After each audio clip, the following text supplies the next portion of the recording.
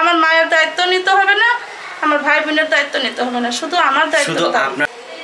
আসসালামু আলাইকুম সুপ্রিয় দর্শক শ্রোতা বন্ধুরা, আবারও আপনাদের সামনে চলে আসলাম। আপনারা দেশ বিদেশ যেখান থেকে আমাদের এই ভিডিওটি দেখছেন সকলকে আন্তরিক শুভেচ্ছা ও ধন্যবাদ জানিয়ে শুরু করছি আমাদের আজকের এই ভিডিও প্রোগ্রামটি। আজকে আমাদের এই ভিডিও প্রোগ্রামটিতে যে আপুটি এসেছেন তার কথাগুলো আপনাদের সামনে তুলে ধরার চেষ্টা করব। তো চলুন কথা না বাড়িয়ে শুনে আসি এই সুন্দরী আপুটির কথাগুলো। আসসালামু আলাইকুম আপু। ওয়ালাইকুম সালাম ভাই। আপনি কেমন আছেন আপু? আল্লাহ অনেক সুখে রাখছে ভাই। অনেক সুখে রাখছে? হ্যাঁ ভাই। আচ্ছা, আপনার নাম কি আপু? নাম হচ্ছে নদী। নদী? জি। কোথায় থাকেন নদী আপু? ঢাকা সাভার থাকি, দেশের বাড়ি পাবনা। দেশের বাড়ি পাবনা? জি, সিরাজগঞ্জ। আচ্ছা, এখন ঢাকায় থাকেন কেন? ঢাকা থাকি, দেশের বাড়িতে তো বাড়িঘর নাই, কিছু যা আছিল সৎ মা সৎ ভাই দখল করে নিছে। আর আমার মা তো অসুস্থ, ঢাকায় থাকে, ঢাকায় কাজ কাম করে আমার মাকে চলাই। মা অসুস্থ, মনে করেন যে লিভার ক্যান্সার, মা বিছানায় পড়ে থাকে। আর আপনার বাবা? বাবা মারা গেছে।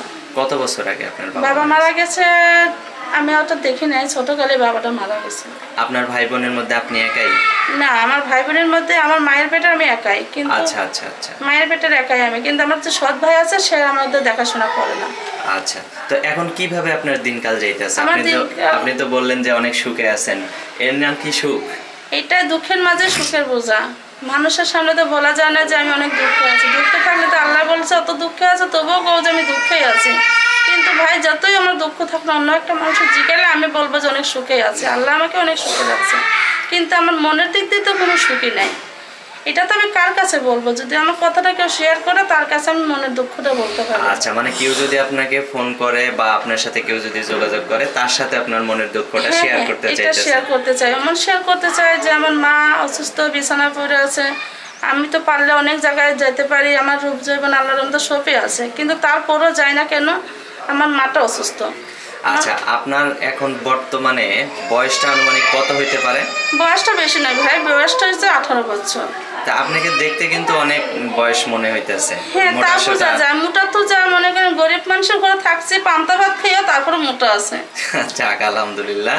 তো এখন আপনাকে যদি কেউ ফোন দেয় বা আপনার সাথে কেউ যোগাযোগ করে, তাহলে আপনি কাউকে ফাঁকি ঝুঁকি দেওয়ার কোনো সম্ভাবনা আছে কি? না ভাই, আমি কাউকে ফাঁকি দিব না, এমন কাজ করব না যাতে আমার জন্য সে দুঃখে ভেসে যাক, সাগরে ভেসে যাক। আমি এমন কোনো কাজ করব না। আমি কাজ করবো এটা, যে আমাকে ভালোবাসবে, যে আমার জীবনের দায়িত্ব নেবে, তাকে নিয়ে আমি সারাটা জীবন কাটাবো। কিন্তু তার একটা কথা, যে তাকে ভালোবেসে আমি বাসা বাড়িতে কাজে যাবো না, ইউটিউবে মোবাইল ব্যবহার করবো না।